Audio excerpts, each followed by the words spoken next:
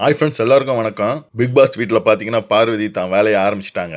பார்வதி பார்த்தீங்கன்னா யாரு கூட அதிக மோதலில் ஈடுபடுறாங்கன்னா திவ்யா கூட தான் அவங்கள வச்சு செய்கிறாங்க. பதிலுக்கு பார்த்தீங்கன்னா திவ்யா கணேஷும் அவங்கள விடுற மாதிரி இல்லை. யார் அடித்தா எங்கே பாப்புலர் ஆகும்னு நல்லா தெரிஞ்சு வந்திருக்காங்க. இவங்களை அடித்தாதான் நம்ம ப்ரொமோவில் வருவோம் அப்படின்னு நினப்போட வந்திருக்காங்க போல இருக்கு. அதே நினப்போடு தான் சாண்ட்ராவும் வந்திருந்தாங்க. ஸோ ரெண்டு பேரும் சேர்ந்து பார்வதியை வச்சு செய்கிறாங்க. பத்தாத்துக்கு எரியில் நெருப்பில் எண்ணெயை ஊற்றலான்ட்டு பிக் பாஸ் ஒரு தரமான ஒரு டாஸ்க் ஒன்று கொடுத்துருக்காரு.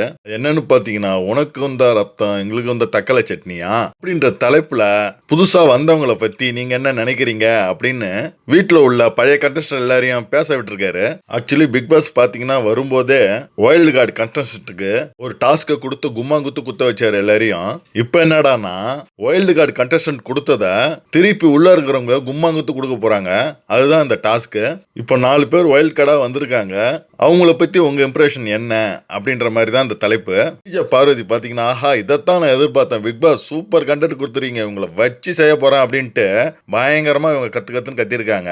ஸோ மற்றவங்க எல்லாம் பாத்தீங்கன்னா நல்லா தான் பேசியிருக்காங்க. யார் யார் என்னென்ன பேசுனாங்கன்னு இப்போ பார்க்கலாம். 4 கண்டஸ்டம் அந்த டாபிக்கை கேட்டவொடனே ஐயோ நம்ம ரொம்ப ஆடிட்டமே வரக்குள்ள இவங்க இப்போ நம்மளை வந்து கிழிகின்னு கிழிச்சிடுவாங்களே, என்ன வருத்தெடுக்க போறாங்களோ அப்படின்ற மாதிரி பீதியில தான் இருந்தாங்க எல்லாரும். ஸோ இந்த டாபிக் பத்தி முதலாவதா யார் வந்து பேசுனாங்கன்னு பாத்தீங்கன்னா சுபிக்ஷா தான் வராங்க.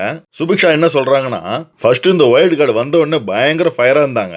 அவங்க முகத்துல கோப வெறி தாண்டவம் ஆடிச்சு. அதுக்கப்புறம் பாத்தீங்கன்னா அந்த ஃபயர் எல்லாம் புஸ்வானமா மாறி போச்சு. இப்ப பாத்தீங்கன்னா நம்ம கூட சேர்ந்து எங்களை மாதிரியே சகஜமாயிட்டாங்க அப்படின்னு தான் அவங்க பேசியிருப்பாங்க. ஏன்னு பாத்தீங்கன்னா ப்ரொமோல வந்து ஒரு லைனா தான் காட்டுறாங்க. இது வந்து நானா வந்து அவங்க இப்படி பேசியிருப்பாங்கன்னு சொல்றேன். அடுத்து பாத்தீங்கன்னா வினோத் தான் பேசுறாரு. அவர் வந்து கிட்டத்தட்ட சுபிக்ஷா சொன்ன மாதிரியே தான் சொன்னாரு. வந்தப்போ பாத்தீங்கன்னா கொஞ்சம் ரூடா தான் இருந்தாங்க. அவங்க செய்யற செய்கையெல்லாம் பார்த்தா கொஞ்சம் பயமா தான் இருந்தது. அதுக்கப்புறம் பாத்தீங்கன்னா அவங்க குழந்தையா மாற ஆரம்பிச்சிட்டாங்க. அப்படியே ஆப்போசிட்டா திரும்பிட்டாங்க அப்படின்னு வினோத் பேசியிருப்பாரு. அடுத்து பாத்தீங்கன்னா விக்ரம் தான் எழுந்து பேசுறாரு. விக்ரம் பாத்தீங்கன்னா யாரை பார்த்து பேசுறாருன்னா பிரஜனை பார்த்து தான் பேசுறாரு. பிரஜன் பாத்தீங்கன்னா எல்லாருமே இந்த வீட்டுல பாத்தீங்கன்னா கத்துறீங்க, எதுக்கு கத்துறீங்கன்னு தெரியல, சம்பந்தம் இல்லாம எதுக்காக கத்துறீங்க அப்படின்னு நீங்க வந்து கேட்டா போல. ஆனா பாத்தீங்கன்னா நீங்களும் இங்க வந்து அதே விஷயத்தை தான் பண்றீங்க. பிரஜன் சத்தமா பேசுனதுக்கு விக்ரம் வந்து எதுக்கு கத்துறீங்கன்னு கேட்டா, நான் கத்தல, நீங்க தான் எங்களை கத்த வைக்கிறீங்க அப்படின்னு சொல்லியிருப்பாரு பிரஜன். விக்ரம் அதே தான் எங்களுக்கும் நடக்குது, நாங்க மட்டும் என்ன சும்மாவா கத்துறோம், டெய்லி காலைல எழுந்து சாமி கிட்ட நாங்க என்ன கத்தணும் நான் வேண்டிக்கிட்டா இருக்கோம், இல்லைங்க வீட்டுக்குள்ள நடக்கிற விஷயம் தாங்க எங்களை கத்த வைக்குது, அதனாலதாங்க நாங்க கத்துறோம், உங்களுக்கு வந்தா ரத்தம் எங்களுக்கு வந்தா தக்காளி சட்னியா அப்படின்னு வந்து சொல்லியிருப்பாரு விக்ரம். இந்த பிக் பாஸ் வீட்டுக்குள்ள யார் வந்தாலும் சரி சாஃப்டான ஆர்குமெண்ட்ல கூட யாருமே கத்த ஆரம்பிச்சிருவாங்க. ஏன்னு பாத்தீங்கன்னா அந்த வீட்டோட சூழ்நிலை அப்படி ஃபுல் அண்ட் ஃபுல் டோட்டலா மைண்டே சேஞ்ச் ஆயிடும். அந்த மைண்ட் சேஞ்ச் ஆனதுல யாருக்கிட்ட சத்தம் போடலான்ற எண்ணம் தான் வரும். அடுத்து பாத்தீங்கன்னா சபரி தான் ஏஞ்சி பேசுறாரு. அவர் யாருக்கிட்ட பேசுறாருன்னா அமித் அங்கிள் கிட்ட தான் பேசுறாரு.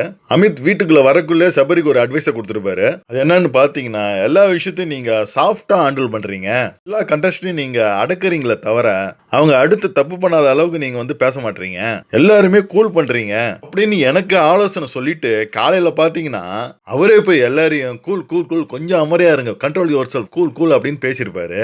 அதை தாங்க நானும் சொல்றேன், உங்களுக்கு வந்தா ரத்தம் எங்களுக்கு வந்தா தக்காளி சட்னியா அப்படின்னு கேட்டிருப்பாரு சபரி. இந்த வீட்டை பாத்தீங்கன்னா யாராவது எதையாவது ஒண்ணு கிடக்க ஒண்ணு பேசி வம்புல மாட்டிக்கிறாங்க தன்னைத்தானே வாய விட்டு. அப்படி வாயோடக்குள்ள கத்தி பேசினாதான் இங்க வந்து எல்லாருமே அடங்குறாங்க. விஜய் பார்வதிக்கெல்லாம் தொண்டை வந்து பாத்தீங்கன்னா சாஃப்டான தொண்டை கிடையாது. அவங்க எல்லாம் கத்தி பேசினா தான் எதிர்க்க இருக்கிறவங்க அடங்கி போறாங்க. அந்த வகையில பாத்தீங்கன்னா அவங்க கத்த தான் செய்வாங்க. அதனாலதான் ஒரு ஆர்குமெண்ட் நடந்ததுன்னா கத்துறவங்களை கூல் பண்றதுக்கு தான் நம்ம முயற்சி பண்ணணும் அப்படின்னு சபரி வந்து கிளியரா பேசியிருப்பாரு. விக்ரம்லாம் பாத்தீங்கன்னா இவ்வளவு நாள் மிக்சர் சாப்பிட்டுட்டு இப்பதான் பாத்தீங்கன்னா சவுண்டே வருது. நல்ல வேலை வைல்டு கார்டை விட்டதுனால இவங்களோட பேச்செல்லாம் இப்பதான் வெளியே வருது. இல்லாட்டி அரைச்ச மாவை அரைச்சிங்கனே உள்ளேயே உட்காந்து இருப்பாங்க. யாரெல்லாம் இப்போ துணிஞ்சு பேசுறான்னு மறக்காம கமெண்ட்ல கமெண்ட் பண்ணுங்க. அடுத்த வீடியோல உங்க சந்திக்கிறேன். பாய்.